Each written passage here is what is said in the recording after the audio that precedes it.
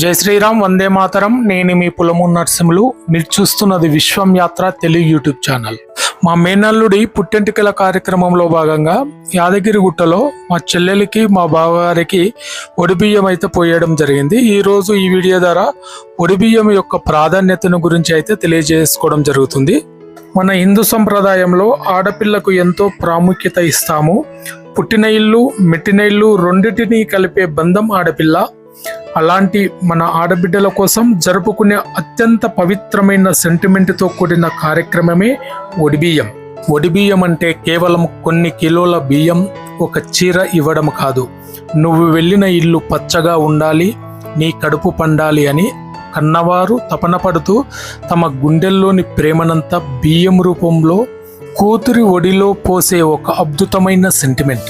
ఆడపిల్లకి పుట్టిల్లు ఇచ్చే అతిపెద్ద ఆస్తి ఏంటో తెలుసా? కోట్లు కాదండి, మనసారా ఇచ్చే ఒడిబియ్యం. పెళ్ళై పరా ఇంటికి వెళ్ళినా నీ ఒడి ఎప్పుడు నిండుగా ఉండాలి, నీ ఇల్లు ధాన్యంతో తులతూగాలి అని అమ్మా నాన్నలు పెట్టే ఆశీర్వాదమే ఈ ఒడిబియ్యం. ఒడిబియ్యం పోసేటప్పుడు కేవలం బియ్యం మాత్రమే కాకుండా ఒక ముత్తైదువకు కావలసిన అన్ని రకాల మంగళ ద్రవ్యాలను ఇస్తారు. లక్ష్మీ స్వరూపంగా భావించే కొత్త బియ్యం, పసుపు కుంకుమ సౌభాగ్యానికి చిహ్నం, ఆకుపచ్చ లేదా ఎరుపు రంగు గాజులు, తమలపాకులు, ఒక్క మరియు అరటిపండ్లు, రవికగుడ్డ లేదా చీర, కొత్త వస్త్రాలు, తోచినంత డబ్బు, కొబ్బరి కుడుకలు, బెల్లం ముక్క, 5 రకాల పండ్లు కూడా పెడతారు. ఒడిబియ్యం పోయడం వల్ల కూతురి ఇల్లు ఎల్లప్పుడూ ధనధాన్యాలతో సుఖ సంతోషాలతో తులతూగుతుందని నమ్ముతారు. గర్భాశయాన్ని సూచించే ఒడిలో బియ్యం పోయడం ద్వారా ఆమెకు సత్సంతానం కలగాలని దీవిస్తారు. పెళ్ళై అత్తగారింటికి వెళ్ళిన కూతురికి మేము ఎప్పుడు నీకు తోడుగా ఉంటాము అనే భరోసాని, ప్రేమని అందించే సందర్భం ఇది.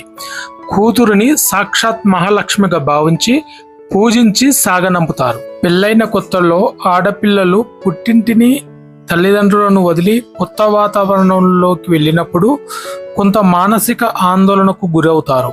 అలాంటప్పుడు ప్రతి 3 లేదా 5 ఏళ్లకు ఒకసారి పుట్టింటికి పిలిచి ఈ వేడుక చేయడం వల్ల అమ్మ నువ్వు ఎక్కడున్నా నీ వెనుక నీ పుట్టిల్లు ఉంది, నీ తోడబుట్టిన వాళ్ళు ఉన్నారు అనే మానసిక స్థైర్యం, ధైర్యం ఆమెకు లభిస్తుంది. ఒడి అంటే గర్భం. స్త్రీ శరీరంలో ఒడి అనేది గర్భాశయానికి సంకేతం. ఒడిలో బియ్యం, కొబ్బరి కుడుకలు, పండ్లు పెట్టడం వెనుక ఉన్న ముఖ్య ఉద్దేశం ఆమె గర్భం పండాలని, వంశాన్ని వృద్ధి చేసే సత్సంతానం కలగాలని కోరుకోవడం.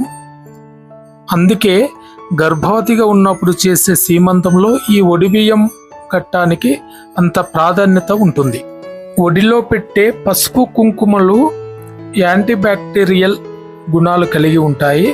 పాత రోజుల్లో గర్భవతిగా ఉన్న స్త్రీ ఆరోగ్యానికి ఇవి ఎంతో మేలు చేసేటివి. పూర్వకాలంలో ఆడపిల్లకు ఆస్తుల్లో హక్కులు ఉండేవి కావు.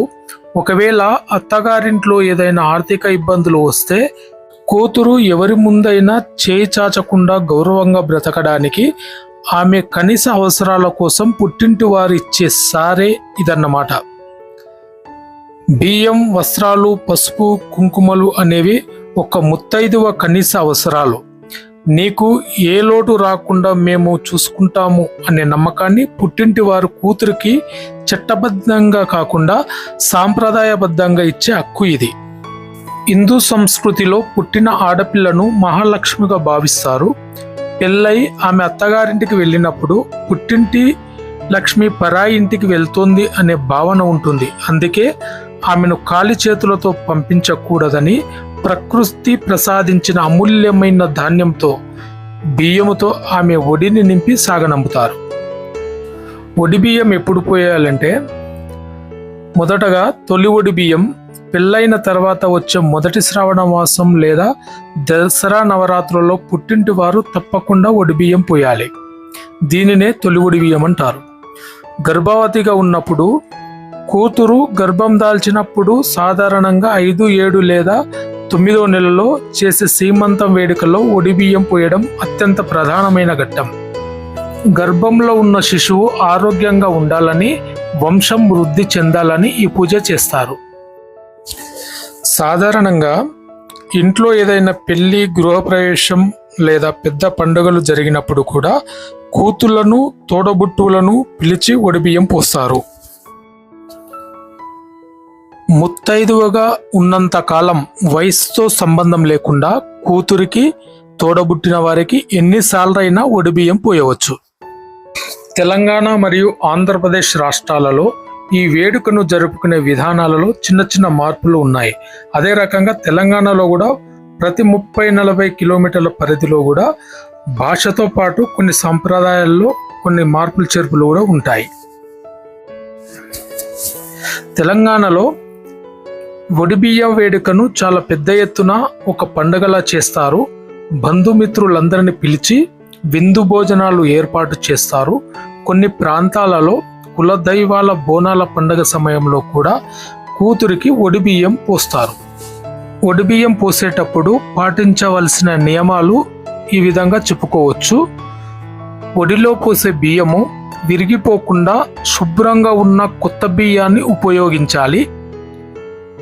బియ్యాన్ని కొలిచేటప్పుడు సోల లేదా గిన్నెతో 5 లేదా 9 లేదా 11 సార్లు బేసి సంఖ్యలో వచ్చే విధంగా కొలిచి పోస్తారు.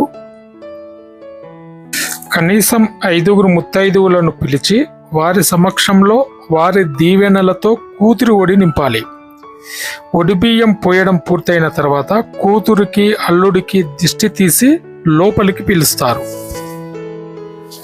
శ్రావణ మాసంలో వరలక్ష్మి వ్రతం చేసుకునేటప్పుడు కూడా అమ్మవారికి ఒడిబియ్యం సమర్పించే సంప్రదాయం ఉంది. అంటే కూతురిని సాక్షాత్ ఆ జగన్మాత స్వరూపంగా భావించి ఈ పూజ చేస్తారు. వేడుకలలో కూతురికి ఎక్కువగా ఆకుపచ్చ రంగు గాజులు, ఆకుపచ్చ చీర లేదా రవిక గుడ్డ ఇవ్వడానికి ప్రాధాన్యత ఇస్తారు. ఆకుపచ్చ రంగు బుధగ్రహానికి, ప్రకృతికి మరియు సౌభాగ్యానికి ప్రతీక. ఇది మనసుకు ప్రశాంతతను ఇవ్వడమే కాకుండా ఆమె జీవితం ఎల్లప్పుడూ పచ్చగా, సంతోషంగా సాగాలనే దీవెనను సూచిస్తుంది. ఈ వేడుకలో కూతురితో పాటు అల్లుడి పాత్ర కూడా ప్రధానమైనదే. మన కూతురుని మహాలక్ష్మిలా చూసుకుంటున్నందుకు, వంశాన్ని ముందుకు తీసుకెళ్లే వ్యక్తి అయినందున అల్లుడికి ఇచ్చే అత్యంత గౌరవం ఇది. ఒడిబియ్యం అనేది ప్రకృతితో ముడిపోయినటువంటి తత్వం. ఒడిబియ్యంలో ఉపయోగించే ప్రతి వస్తువు ప్రకృతి నుండి నేరుగా లభించేది.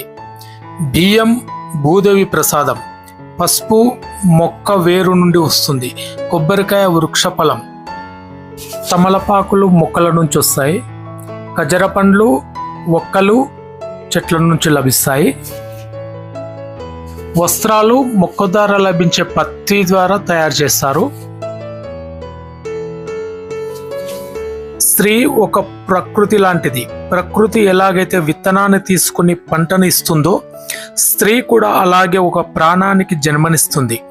ఈ సృష్టి క్రమానికి, స్త్రీ మూర్తిత్వానికి గౌరవంగా ఈ ప్రకృతి ప్రసాదాలను ఆమె ఒడిలో పెడతారు. ఒడిబియ్యం ముగిసి కూతురు అత్తగారింటికి ప్రయాణమయ్యే ముందు ఒక ఆచారం ఉంది. ఆమె ఇంటి గుమ్మం దాటుతున్నప్పుడు వెనక్కి తిరిగి చూడకుండా వెళ్ళాలని చెప్తారు. పుట్టింటిపై మోహాన్ని కాసేపు పక్కన పెట్టి లక్ష్మీదేవిలా తలుపులు నింపుకొని అత్తగారింట్లో అడుగు పెట్టాలని, అక్కడ తన బాధ్యతలను సంతోషంగా స్వీకరించాలని చెప్పడమే దీని వెనుక ఉన్న అంతరార్థం. పుట్టింటి నుండి తెచ్చుకున్న ఒడిబియ్యాన్ని అత్తగారింటికి తీసుకెళ్ళాక మొదటగా ఆ బియ్యంతో పరమన్నం లేదా తీపి వంటకం వండి ఇష్టదైవానికి నైవేద్యం పెట్టాలి.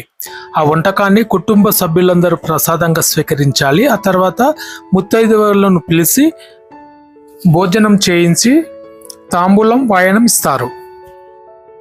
చేమంతి పూల దండ సరోజా నైరు మెడ నిండా, చేమంతి పూల దండ సరోజా నైరు మెడ నిండా, ఇదుగో మంగళారతి ఇదుగో కర్పూరారతి, దేవానా దేవుడవు నీవే, నీ పాద దాసులం మేము.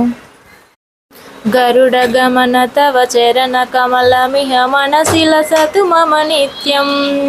గరుడ గమన తవ చరణ కమలమిహ మనసి లసతు మమ నిత్యం. మనసి లసతు మమ నిత్యం.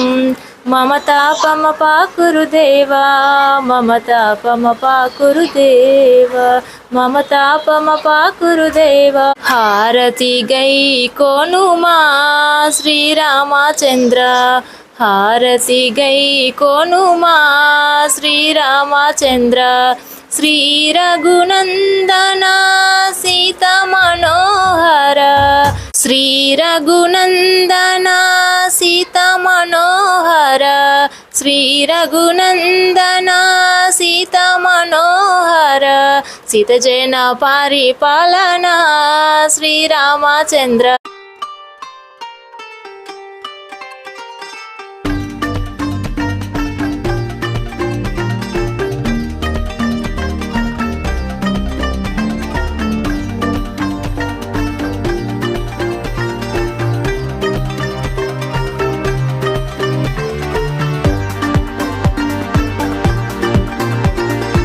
ఆడపిల్ల పుట్టింటికి వచ్చినప్పుడు పొడి నిండా బియ్యంతో, మనసు నిండా సంతోషంతో అత్తగారింటికి పంపడం మన సంస్కృతిలో ఒక అందమైన సంప్రదాయం. ఈ సంప్రదాయం కుటుంబ బంధాలను మరింత బలోపేతం చేస్తుంది.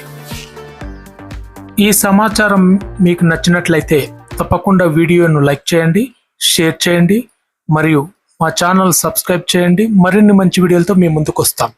భారత్ మాతాకి జై.